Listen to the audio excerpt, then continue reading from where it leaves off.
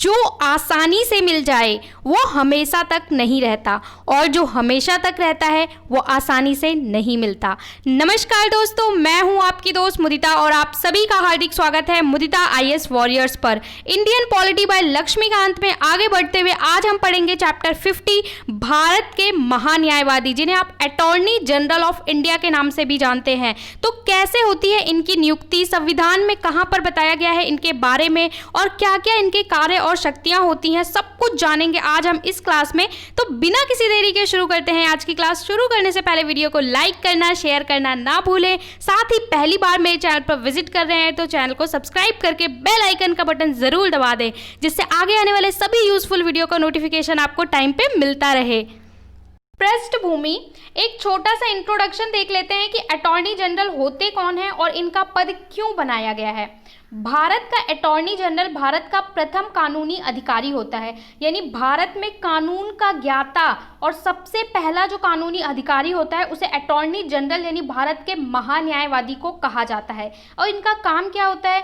भारत सरकार के मुख्य कानून सलाहकार होने के नाते अटॉर्नी जनरल सभी कानूनी मामलों पर केंद्र सरकार को सलाह देते हैं। यानी जो कार्यपालिका होती है, कोई भी काम करते वक्त जो संविधान से या कानून से जुड़ा हुआ है, उस वक्त इनको सलाह देने का काम कौन करते हैं? अटॉर्नी जनरल ही इनको सलाह देते हैं, क्योंकि अटॉर्नी जनरल को कानूनी ज्ञान होता है, वो वकालत क्षेत्र से ही आए होते हैं और उनको पूरा एक्सपीरियंस होता है। और जो बाकी कार्यपालिका में मेंबर होते हैं, मंत्री होते हैं, वो ज़रूरी नहीं है कि इसी क्षेत्र से आए हो और उन्हें संविधान का या कानून का इतना ज़्यादा ज्ञान हो, इसलिए ये पद बनाया गया है। दूसरा इनका काम क्या होता है? इसके अतिरिक्त भारत का अटॉर्नी जनरल सर्वोच्च न्यायालय में केंद्र सरकार का प्रतिनिधित्व करता है। यानी अगर भारत सरकार पर कोई केस हो जाए, अब वो क्या करेगा? भारत सरकार कोई वकील हायर करेगा, तो भारत सरकार की तरफ से कौन पेश होते हैं? अटॉर्नी जनरल, भारत सरकार का पक्ष रखने के लिए। आपने बहुत सारे केस देखे होंगे कि भारत सरकार बनाम केरल, भारत सरकार बनाम गुजरात, इसी तरीके से कोई भी केस अगर भारत सरकार या केंद्र सरकार पे किया जाता है तो उसमें अटॉर्नी जनरल सर्वोच्च न्यायालय में भारत सरकार की ओर से उनकी पैरवी करते हैं, उनके चीज़ों को रखते हैं कि ये उनकी बातें हैं। एक एग्जांपल से समझ सकते हैं कि अगर आपको कोई केस होता है तो क्या होगा, आपको इतना ज़्यादा ज्ञान नहीं है या हमें इतना ज़्यादा ज्ञान नहीं है कि क्या कानून में लिखा हुआ है, और हम अपनी बातों को रखने के लिए एक लॉयर हायर करते हैं और हमारी तरफ से वो लॉयर सारा डिफेंस करता है। इसी तरीके से हमारी तरफ से ही वो चीज़ों को रखता है, लड़ता है। इसी तरीके से भारत सरकार की ओर से जो रखने का काम करते हैं सुप्रीम कोर्ट में, वो अटॉर्नी जनरल करते हैं। तो ये मल्टीटास्किंग हो गए, मतलब ये कानून में सलाह देने का काम भी करते हैं, कोई विधायिका कोई विधि बनाती है उस वक्त भी इनसे राय ली जाती है, और ये प्रतिनिधित्व भी सुप्रीम कोर्ट में जाके करते हैं। क्योंकि अगर कानून कोई इस तरह का कोई विधि बना दिया गया, उस तरह का कोई कानून बना दिया गया जो असंवैधानिक है, तो जब सर्वोच्च न्यायालय के पास जाएगा तो वो न्यायिक पुनर्विलोकन करने से करके उसे रद्द कर देंगे। तो पहले इनसे पूछा जाता है, उसके बाद बनाया जाता है कि हाँ भाई संवैधानिक है या संवैधानिक नहीं है। तो एक छोटा सा, आप थोड़ा सा इंट्रोडक्शन में समझ गए होंगे कि ये कौन होते हैं अटॉर्नी जनरल। अब बात करते हैं कि वर्तमान में भारत के अटॉर्नी जनरल कौन है। तो 30 जून 2017 को के वेणुगोपाल को 3 वर्ष के कार्यकाल के लिए 15वें अटॉर्नी जनरल के रूप में नियुक्त किया। मैंने इसे रेड से लिखा है, मतलब ये इंपॉर्टेंट है। 3 चीज़ें इंपॉर्टेंट है। डेट 30 जून 2017 को नियुक्त किया गया था, नाम तो आपको पता ही है, के वेणुगोपाल। 3 वर्ष के लिए नियुक्त किया गया था और 15th नंबर के हैं ये अटॉर्नी जनरल। तो इनका कार्यकाल 30 जून 2020 को समाप्त हो जाना चाहिए था, लेकिन कोविड पेंडेमिक की वजह से क्या किया गया है, इनका कार्यकाल 1 वर्ष के लिए बढ़ा दिया गया है। यानी 30 जून 2021 तक ये पद पर बने रहेंगे। इसके बाद नए अटॉर्नी जनरल की नियुक्ति की जाएगी। तो ये इनका छोटा सा परिचय हो गया। अब विस्तार से समझते हैं इनके बारे में। नियुक्ति एवं कार्यकाल। अब ये जो महान्यायवादी हैं, इनकी नियुक्ति किस प्रकार से होती है और क्या होता है इनका कार्यकाल, वो देखते हैं। तो भारतीय संविधान में अनुच्छेद 76 यानी 76 में बताया गया है कि एक अटॉर्नी जनरल का पद होगा। इसी में बताया गया है कि इनकी नियुक्ति, कार्यकाल यानी 76 का, ख, ग, इस तरीके से बताया गया है कि इनकी नियुक्ति और कार्यकाल, योग्यताएं क्या होंगी। तो अगर आपसे कोई पूछता है कि अटॉर्नी जनरल के बारे में किस आर्टिकल में बताया गया है, तो आर्टिकल 76 में। अब मुझे आप रिकॉल करके बताएं कि कैग के बारे में कौन से 3 आर्टिकल हैं जो कैग को डील करते हैं और कैग के बारे में है, वो मुझे कमेंट बॉक्स में बताइए। ठीक है, वो कौन से 3 आर्टिकल हैं जो कैग के बारे में है, क्योंकि हमने रिसेंटली पढ़ा था। अनुच्छेद 76 के अनुसार महान्यायवादी की नियुक्ति राष्ट्रपति द्वारा की जाती है। तो एक बात ध्यान देनी है आपको कि इनकी भी नियुक्ति होती है, ठीक है, निर्वाचन नहीं होता है। और कैग की भी नियुक्ति होती है। नियुक्ति मतलब होता है किसी व्यक्ति को डायरेक्ट चुन लिया जाए। अब किस प्रकार से नियुक्ति की जाएगी, इसकी कोई विशेष प्रक्रिया हमारे संविधान में नहीं बताई गई है। महान्यायवादी का कार्यकाल संविधान द्वारा निश्चित नहीं किया गया है। जहां अगर आप कैग से कंपेयर करेंगे, उनके कार्यकाल में 2 कंडीशन दी गई थी कि उनका 6 साल या 65 वर्ष होगा, लेकिन यहाँ पर इनकी अटॉर्नी जनरल यानी एजी जो कहलाते हैं, इनका कार्यकाल निश्चित नहीं किया गया है। इसके अलावा संविधान में इनको हटाने को लेकर भी कोई व्यवस्था नहीं की गई है। ना तो ये बताया गया है कि किस प्रकार से इन्हें हायर किया जाएगा, ना तो ये बताया गया है किस प्रकार से इन्हें हटाया जाएगा। बस ये कहा गया है कि राष्ट्रपति इनकी नियुक्ति करेंगे। तो इसका तात्पर्य यह है कि ये राष्ट्रपति जब चाहे इनको हटा सकते हैं और ये राष्ट्रपति के प्रसाद पर्यंत अपना पद धारण करते हैं। मतलब इनकी नियुक्ति राष्ट्रपति करते हैं और राष्ट्रपति जब चाहे तब इनको हटा सकते हैं। इनडायरेक्ट फॉर्म में अगर आप समझना चाहें तो राष्ट्रपति उसी की नियुक्ति करते हैं जिसकी सिफारिश कार्यपालिका करती है, ठीक है, जो यानी मंत्री परिषद करती है खास तौर पे, और मंत्री परिषद जिसकी सिफारिश करती है उसी को हटाते हैं। तो एक तरीके से इनडायरेक्ट फॉर्म में अगर आप जानेंगे तो ये जानेंगे कि जो सरकार होती है या मंत्री परिषद होती है जिसकी सिफारिश करती है वही चुना जाता है, और जब वो सिफारिश करती है तो उसको हटा दिया जाता है इस पद से। ठीक है, वह किसी भी समय राष्ट्रपति को अपना इस्तीफा सौंपकर पदमुक्त हो सकते हैं। जब भी चाहे तो वो अगर उन्हें इस्तीफा देना होगा तो भी राष्ट्रपति को देंगे। मतलब राष्ट्रपति ही नियुक्ति करेंगे, राष्ट्रपति ही उन्हें हटा सकते हैं और वो राष्ट्रपति को ही अपना त्यागपत्र दे सकते हैं। परंपरा यह है कि सरकार त्यागपत्र दे या उसे बदल दिया जाए तो उसे त्यागपत्र देना होता है, क्योंकि उसकी नियुक्ति सरकार की सिफारिश पर होती है। यहाँ से आपको चीज़ क्लियर हो जाएगी, क्योंकि नियुक्ति जो होती है वो मंत्री परिषद या सरकार की सिफारिश पे की जाती है। तो ऐसी एक परंपरा बन गई है कि अगर मान लीजिए कि चाहे वो पूरा ये कार्यकाल खत्म हो जाए मंत्री परिषद का 5 साल का, या फिर वो विश्वास मत खो देते हैं और सरकार कहते हैं गिर जाए, ठीक है, इस लोकसभा में वो अपना विश्वास मत खो देते हैं, तब क्या होता है कि पूरा मंत्री परिषद को इस्तीफा देना होता है। तो अगर ऐसी स्थिति आती है कि पूरे मंत्री परिषद को इस्तीफा देना हो तो ये माना जाता है कि महान्यायवादी जो हैं उन्हें भी इस्तीफा दे देना होता है। ये एक परंपरा बन गई है, लेकिन इसे संविधान में या मूल संविधान में ऐड नहीं किया गया है। इस चीज़ को आपको ध्यान रखना चाहिए। तो ये हो गई नियुक्ति और उनके कार्यकाल के बारे में कि नियुक्ति राष्ट्रपति करेंगे, कार्यकाल फिक्स नहीं है। अगर मंत्री परिषद इस्तीफा देती है तो परंपरा है उन्हें भी इस्तीफा देना होता है। इसके अलावा वो कभी भी अपना त्यागपत्र दे सकते हैं और साथ में कभी भी सिफारिश कर कर उनको हटाया जा सकता है। ठीक है, अब महान्यायवादी बनने के लिए आपको योग्यता क्या होनी चाहिए? अगर आप केंद्र सरकार को सलाह दे रहे हैं, कानूनी सलाह दे रहे हैं, साथ में कोई भी विधि बनाते वक्त इनकी सलाह ले जा रही है, तो इनमें क्या योग्यताएं होनी चाहिए वो जानना बहुत ज़रूरी है।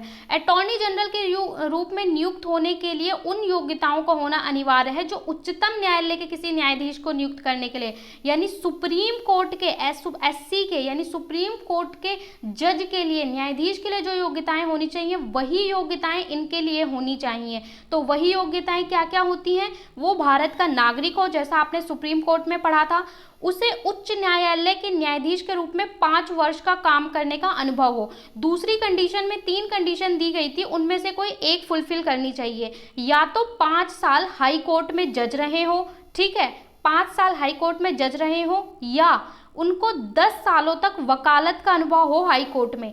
या तो हाई कोर्ट में आप 5 साल जज रहे हो या हाई कोर्ट में 10 साल तक वकील रहे हो। ज़रूरी नहीं है एक ही हाई कोर्ट में, कई हाई कोर्ट में मिलाकर टोटल एक्सपीरियंस 10 साल का होना चाहिए वकालत का। और अगर जज की बात करें तो 5 साल का जज का अनुभव होना चाहिए, वो भी हाई कोर्ट में यानी उच्च न्यायालय में। इसके अलावा तीसरी कंडीशन है, राष्ट्रपति के मतानुसार वे न्यायिक मामलों का योग्य व्यक्ति हो, कि राष्ट्रपति को ऐसा लगता है कि वो न्यायिक मामलों में बहुत ज़्यादा योग्य है। तो पहली कंडीशन है कि भारत का नागरिक हो।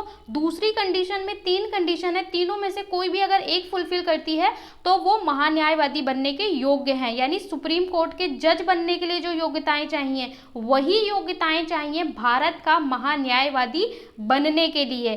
ठीक है, तो अब ये हो गया कि उनकी योग्यताएं, अब उनको हायर कर लिया गया तो उनको सैलरी भी देनी होगी, तो उसके बारे में संविधान में बताया गया है, तो उसके बारे में भी संविधान में नहीं कहा गया है। अटॉर्नी जनरल के पारिश्रमिक का निर्धारण राष्ट्रपति द्वारा किया जाता है, क्योंकि संविधान में इनके बारे में ये नहीं बताया गया है कि कितना उनका वेतन और भत्ते होंगे, इसलिए उनकी जो ये पारिश्रमिक होती है यानी वेतन और भत्ते होते हैं वो राष्ट्रपति द्वारा निर्धारित किए जाते हैं, और संसद सदस्यों के जितने ही इनको वेतन भत्ते दिए जाते हैं। क्यों दिए जाते हैं? क्योंकि संसद की जो बैठकें होती हैं उसमें ये भाग ले सकते हैं, वोट नहीं दे सकते लेकिन भाग ले सकते हैं। भाग क्यों ले सकते हैं? क्योंकि उसमें चर्चा होती है, विधि बनाने के लिए बात होती है, तो उसमें जब ये शामिल होंगे तभी ये अपनी सलाह दे पाएंगे, इसलिए इनको उतने ही वेतन और भत्ते दिए जाते हैं। तो ये हो गई उनकी योग्यताएं और उनका महत्व। कार्य एवं शक्तियां, जो महान्यायवादी या अटॉर्नी जनरल होते हैं उनके क्या कार्य और शक्तियां होते हैं? भारत सरकार के मुख्य कानूनी अधिकारी के रूप में महान्यायवादी के निम्नलिखित कर्तव्य होते हैं या कार्य होते हैं।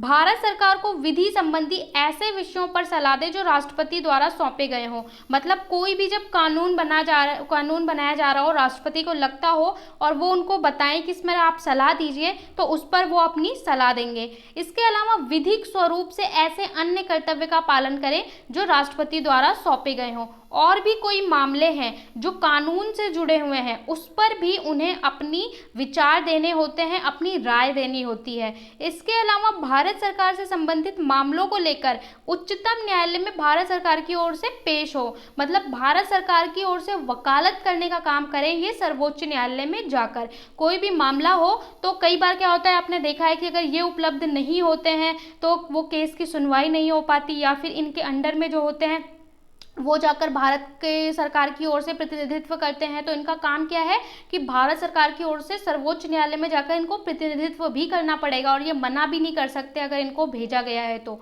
इसके अलावा संविधान अथवा किसी अन्य विधि द्वारा प्रदान किए गए कृत्यों का निर्वहन करें। बाकी कोई भी चीज़ जो संविधान के अंतर्गत आती है और कानून से जुड़ी है तो उन सब चीज़ों का भी पालन करना इनका कर्तव्य है। ये शॉर्ट फॉर्म में इनके कार्य और शक्तियाँ हो गई। इसके बाद देखते हैं कि इनके अधिकार एवं मर्यादाएं क्या हैं। अगर कुछ अधिकार दिए जाते हैं तो साथ में कुछ सीमाएं भी बांध दी जाती हैं। सबसे पहले अधिकारों की बात करते हैं, उसके बाद बात करेंगे मर्यादाओं की। भारत के किसी भी क्षेत्र में किसी भी अदालत में महान्यायवादी को सुनवाई का अधिकार है। मतलब ये किसी भी सर्वोच्च न्यायालय तो एक ही है, किसी भी उच्च न्यायालय में भी जा सकते हैं जहां भारत सरकार की ओर से भेजा जाएगा या सुनवाई होगी, तो इन्हें कहीं पे भी भारत के पूरे क्षेत्र में कहीं पे भी जाने का अधिकार है। इसके अतिरिक्त संसद के दोनों सदनों में बोलने या कार्यवाही में भाग लेने, दोनों सदनों की संयुक्त बैठक में मताधिकार बगैर भाग लेने का अधिकार है। आर्टिकल 88 अनुच्छेद 88 इस चीज की पुष्टि करता है कि संसद के लोकसभा हो चाहे राज्यसभा हो, अलग अलग में भी भाग ले सकते हैं। साथ में जो संयुक्त बैठक होती है उसमें भी ये भाग ले सकते हैं, बस वोट नहीं देंगे, यानी बगैर वोट दिए ये संसद में भाग लेते हैं। ये आर्टिकल इसकी 88 पुष्टि करता है, इसमें बताया गया है। ये संसद सदस्य की तरह सभी वेतन और भत्ते विशेषाधिकार के हकदार होते हैं। यानी जिस प्रकार संसद सदस्यों को वेतन भत्ते और बाकी चीजें दी जाती हैं वैसे ही इनको दी जाती हैं। वैसे संविधान में इसके बारे में उल्लेख नहीं किया गया है, राष्ट्रपति द्वारा निर्धारित किया जाता है, लेकिन इनडायरेक्ट में संसद ही निर्धारित करती है।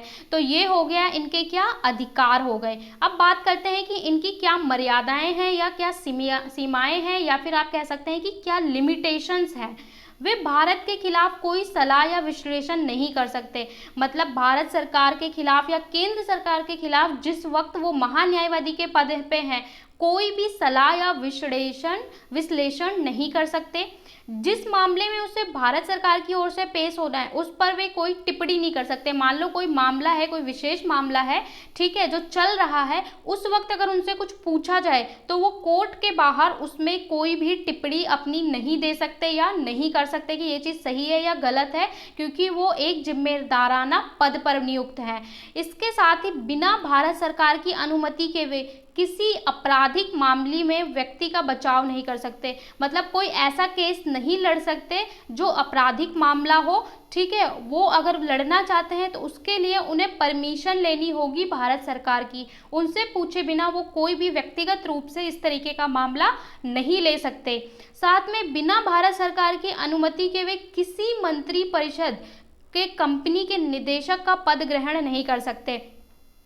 उनके अनुमति के बिना कोई भी परिषदीय कंपनी यानी कोई भी कंपनी का निदेशक, डायरेक्टर, इस तरीके के जो पद हैं उसको भी वो नहीं ले सकते बिना भारत सरकार की परमिशन से। अगर भारत सरकार परमिट करती है तो वो कर सकते हैं, लेकिन अगर भारत सरकार नहीं करती तो मतलब कोई भी व्यक्तिगत काम, फायदे का, इस तरीके का वो नहीं कर सकते भारत सरकार की मर्जी के बिना। क्योंकि हो सकता है कि अगर वो इस तरीके का कोई पद लेते हैं तो उसके पीछे ये कहा जाए कि उनका कोई व्यक्तिगत लाभ है। तो इन सब चीज़ों को देखते हुए उनके लिए कुछ सीमाएं निर्धारित की गई हैं। आई होप आपको क्लियर हो गया होगा।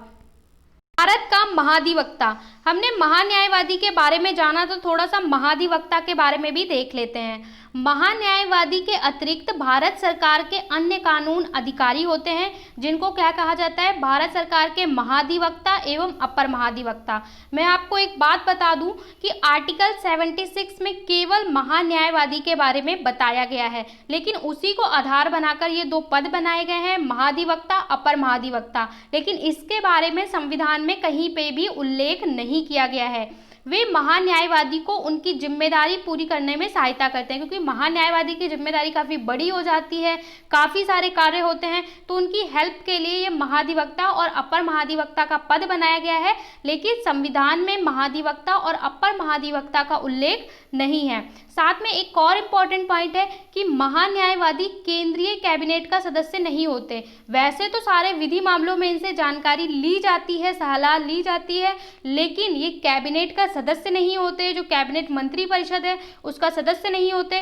तो उसमें कौन होता है, उसमें होते हैं कैबिनेट में कानून मंत्री, जो जिनको वोट देने का भी अधिकार होता है। तो उसके लिए अलग से एक मंत्री नियुक्त किया जाता है जिसे कानून मंत्री कहा जाता है, ठीक है, और उनको वोट देने का भी अधिकार होता है। महान्यायवादी सारी बैठकों में भाग लेते हैं लेकिन वो कैबिनेट के सदस्य नहीं होते। और एक और इम्पॉर्टेंट पॉइंट है जो आपको याद रखना है, जहाँ कैग का पद हमने देखा था कि केंद्र और राज्य दोनों के लिए एक ही है, और वो दोनों का जो पूरा डाटा का एनालिसिस करने का काम, ऑडिट करने का काम करते हैं, वो दोनों के लिए करते हैं। जबकि महाधिवक्ता अगर आप महान्यायवादी का देखेंगे तो केंद्र में भारत के महान्यायवादी हैं, उनकी हेल्प के लिए महाधिवक्ता, अपर महाधिवक्ता हैं, और राज्य के लिए अलग से होते हैं राज्य के महाधिवक्ता, ठीक है। तो अगर आप चाहते हैं कि मैं राज्य के महाधिवक्ता पर भी बना दूं तो वो मुझे कमेंट बॉक्स में कमेंट करके ज़रूर बताएं, क्योंकि हर राज्य के लिए अपना अलग महाधिवक्ता होता है जो राज्य सरकार को सलाह देता है कि क्या वैधानिक है, क्या अवैधानिक है, आपको कैसे कार्य करना है, कैसे नहीं करना है। कानूनी पूरी जो सलाह देने का काम होता है वो राज्य के महाधिवक्ता को होता है। आई होप आपको क्लियर हो गया होगा। यहाँ पे ये छोटा सा चैप्टर कंप्लीट होता है। इसी तरह हम जो राज्य व्यवस्था है इसकी पूरी श्रृंखला को कंप्लीट करेंगे। साथ में अगर आपका कोई भी सजेशन हो तो मुझे कमेंट बॉक्स में कमेंट करके ज़रूर बताएं। वीडियो को ज़्यादा से ज़्यादा लाइक करें, शेयर करें, सब्सक्राइब करें, जिससे मैं आपके लिए अच्छा सा अच्छा कंटेंट तैयार करती रहूँ। देखने के लिए थैंक यू सो मच।